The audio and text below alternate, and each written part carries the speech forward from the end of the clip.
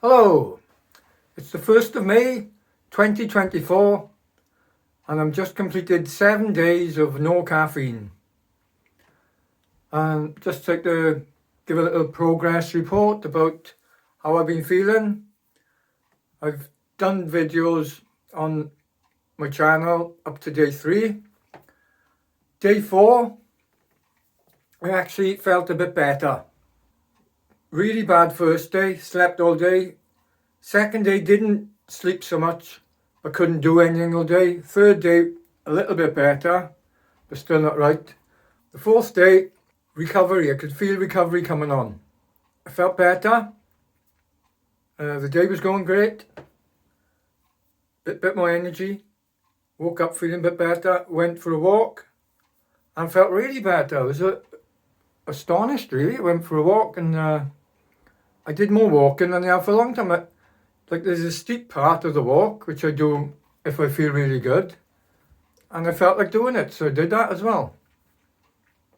So that was a bit surprising. But afterwards, I did get tired then. And I tried to do a few jobs. And I could manage to do things. But hazy, but mine was a bit of a fog.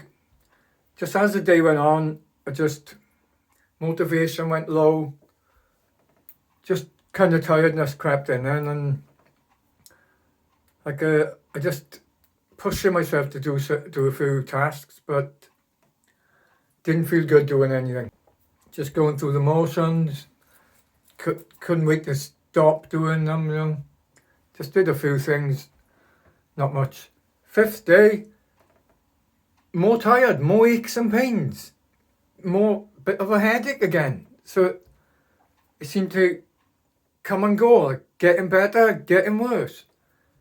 And aches and pains in my knees. Legs was aching a bit more and stuff. Went for a walk and I was sluggish again, and I put it down to I did too much walking the day before. The 4th day, because I did that extra steep hill, which I don't often do, and which I haven't been feeling like doing for a long time. And I think that's made my knees ache and made me put me back a bit or something, I'm not sure. So the 5th day ones were good. 6th day yesterday, the 5th day I did push myself to do some tasks and jobs again, but still on with it. And as for the sleep, having a bit of trouble getting to sleep. No, so the opposite of extreme tiredness, having a bit of trouble to sleep, but managing to get to sleep, managing to get a good few hours in. So I was getting a good few hours in, resting up well. Where was I? 5th one too good. 6th day, yesterday, not so bad. More better on the tasks, more, because the brain, the fogginess of the brain, unable to think clearly, doing things. You know, when you're doing things, you just, what do I do now? What should I do? Confusion. That seemed a bit better yesterday, but still wasn't right. And I was managing to do tasks a bit better.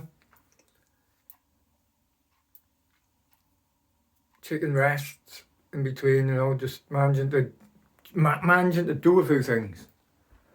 And you could see light at the end of the tunnel. I was listening to loads of podcasts on the YouTube of other people who've going through recovery. And some were similar to me. There's one person who felt not too bad the first day and slept all day the second day, which is, I was sleeping all day the first day. But most people are getting similar, like the headaches really bad, the backaches and aching all over. Well, today, 7th day,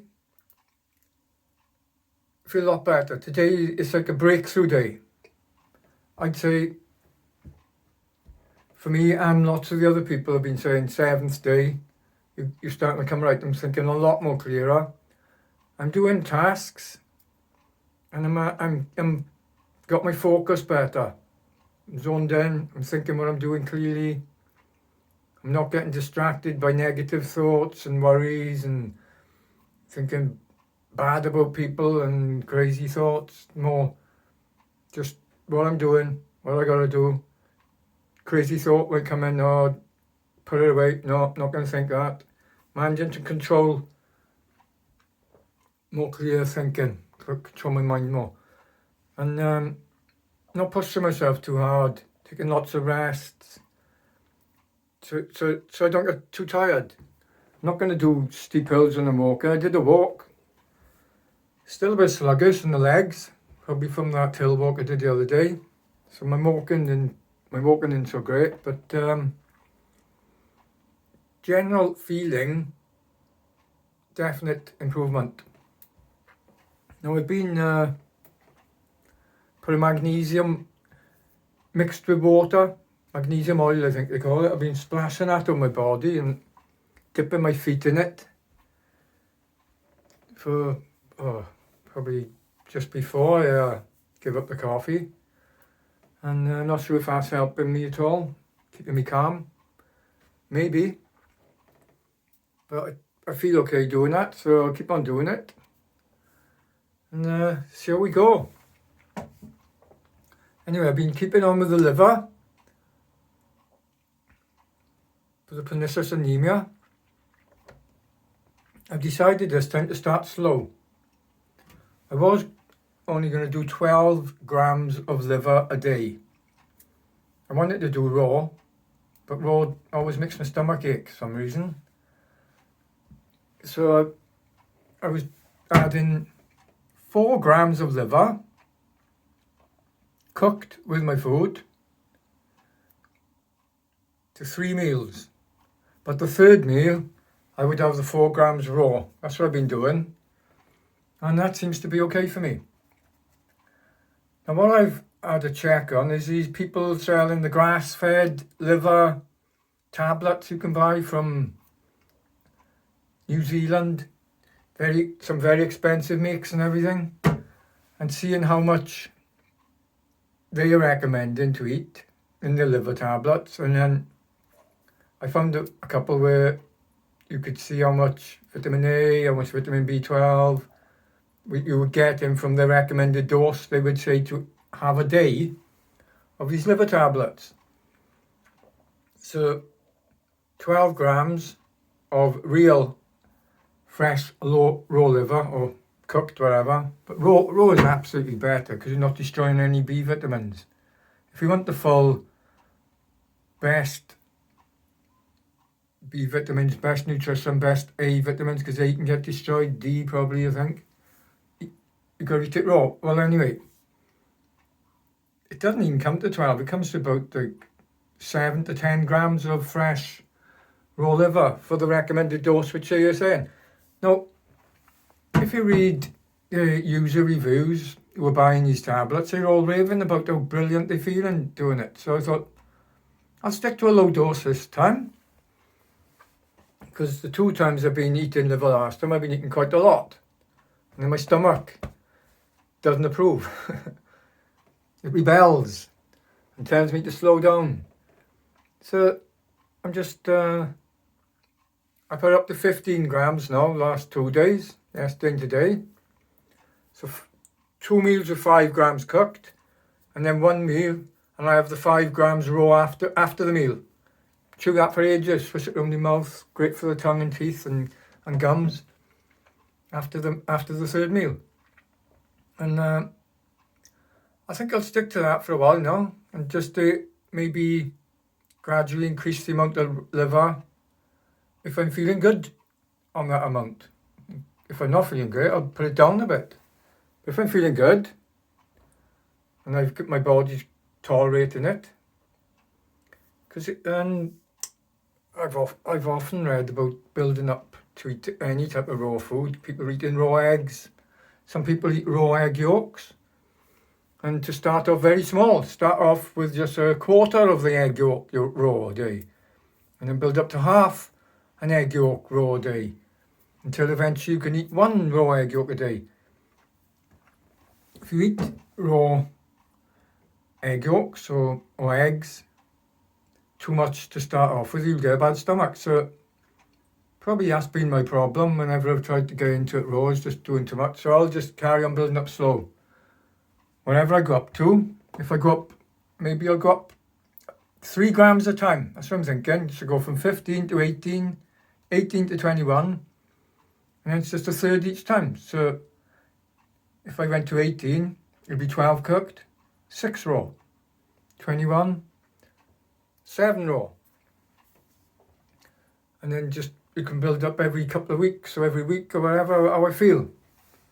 And I'll see if that improves me, because I'm pretty convinced that the majority of most illnesses is due to the lack of the B12 and all the other high quality B vitamins and the minerals, the vitamin A that you get in liver and meats.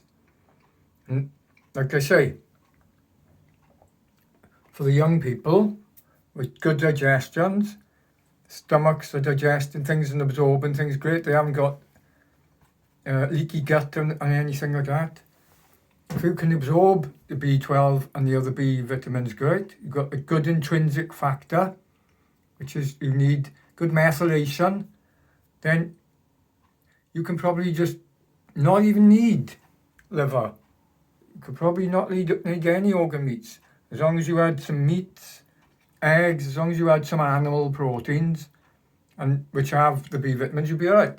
But when you have problems with your stomach, and a certain age, they reckon 50s, but definitely in the 60s, we're all having problems then digesting these nutrients, absorbing them.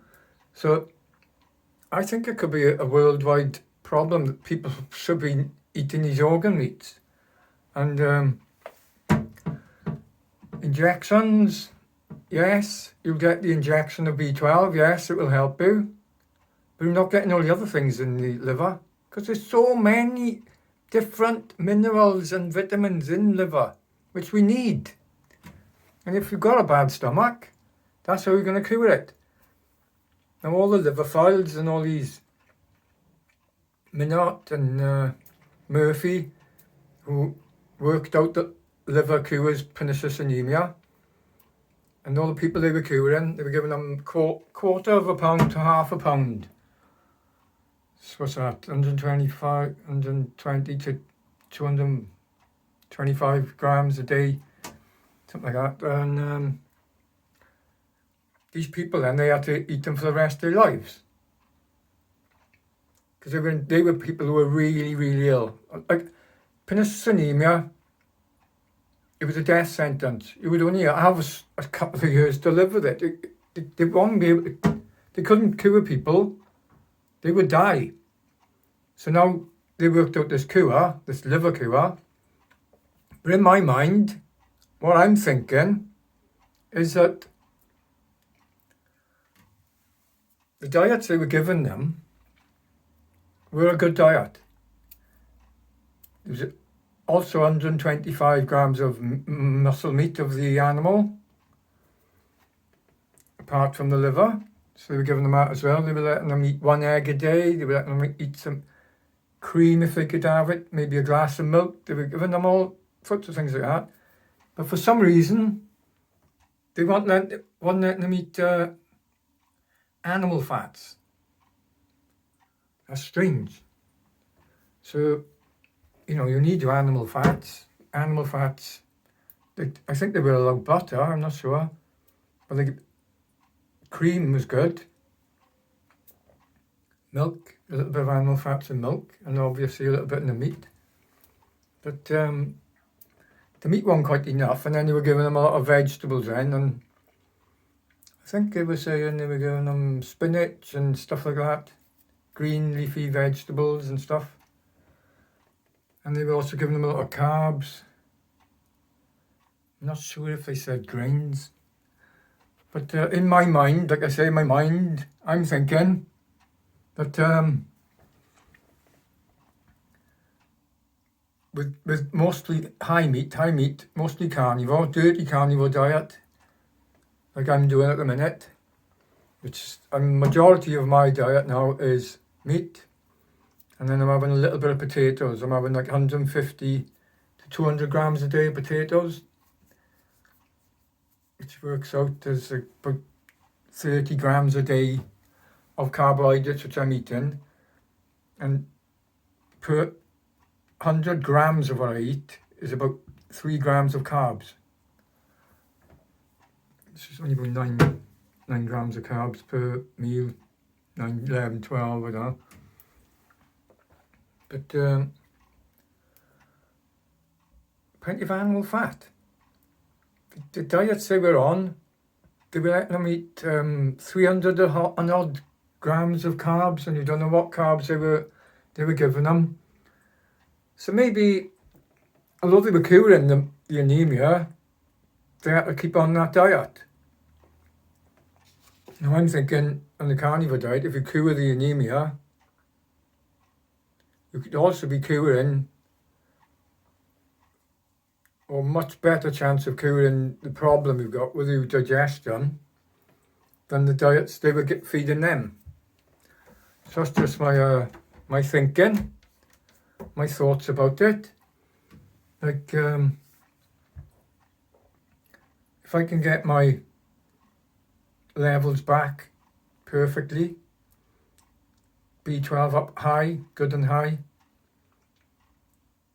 and maybe I'll only have to eat 15 grams a day then. But I want to build up until I'm feeling better, and then maybe I won't have to eat a lot of liver a day, but I want to build up to at least 77 grams, 50 to 77 I think is in my range, minimum to maximum for my weight now. And I'd like to build up to roughly there and see how I go. If I don't feel right, go back down then. And if I come, like, I've cured myself now, I feel great, I'm recovering, I'm back to my old self again and put on weight. If I could recover, then I could try, like I say, go back down to 15, see if I can stay recovered on a little amount. It's an odd thing, but there's a couple of carnivores, Paul Saladino and Aurorius, is it? Aurorius something. On Twitter I see him a lot. And they both went on high liver, low liver, and they both ended up eating fruit. So why did they, this is always what I think, why did they have to, on the carnivore diet with lots of liver, and then they were able to eat lots of fruit and feel great? Where you've got people like Sean Baker and some strict carnivores who don't eat any organ meats, don't want to touch liver, and they're doing great, they feel great, they're fit. Sean Baker's breaking records. But if he tried, well, yeah, he did try eating fruit for a week the other day and he didn't feel well. So how come Saladino felt great when he went on fruit, and Aurorius, whatever his name is, I've forgotten, he's raving about putting carbs in with his food? It's like as if the liver has helped cure whatever was wrong with them. That's in my mind. I also think all disease could be starting from this low levels of B12, low levels of the B vitamins. And you were getting blood tests and they are not diagnosing it. It's well-known fact that they misdiagnosing people left, right and centre for low B12. I think the statistics in one YouTube podcast I was listening to said they've worked out that how many people are deficient of B12 in the population, and the evidence shows that doctors are only diagnosed 1 out of 10 They're misdiagnosing 9 people. So 90% of their diagnosis is incorrect.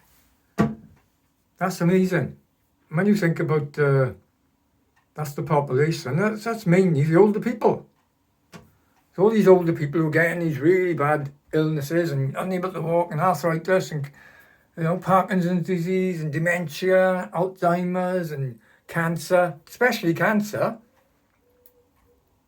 Number of reports I've been reading about when you low on B12 and becoming low on B12, right? The chicken or the egg. Becoming low on B12. So you've stopped eating foods with enough B12, right? So you become low on it. Back then, you need B12 and other B vitamins and minerals. I think it was copper and things like that, zinc, to make this intrinsic factor. So all of a sudden, if you've messed up your diet and become deficient of these by diet, then all of a sudden you've messed up your intrinsic factor and your methylation, and all of a sudden you start getting histamine intolerance, food intolerances, can't eat all sorts of different foods are making you ill, and it's all to do with you've messed up your digestion. And how do you get this intrinsic factor back? By eating liver. Because you haven't got it, you can't digest it from meat alone. You need to have these extra amounts of nutrients to build it back up. So it's like the chicken and the egg. They are saying that some people, when they get older in their 60s, will lose the intrinsic factor, losing methylation. It's just part of aging. No, it was the bad diet, and it's not eating enough B12, low levels of B12, low levels of B vitamins, natural ones, that have messed them up. And that's why they lost their digestion and intrinsic factor. When they're recommending just injections to cure you and supplements, B12 supplements or B vitamin supplements, they're not half as good. Not half as good. I wouldn't say they're even 1/10 as good. You can't digest these things. Most of them you pee out. What you're eating, the majority of it you're peeing out. They've done studies, and the amount of B12 you absorb from these supplementations is hardly nothing compared to what you digest from liver. So, have a little rant there. My rant of the day. That's it then. So hopefully I will feel better from the no caffeine again now tomorrow and keep on feeling better. And from what I've heard, for most people, it's from 2 to 3 weeks where you start to feel really good.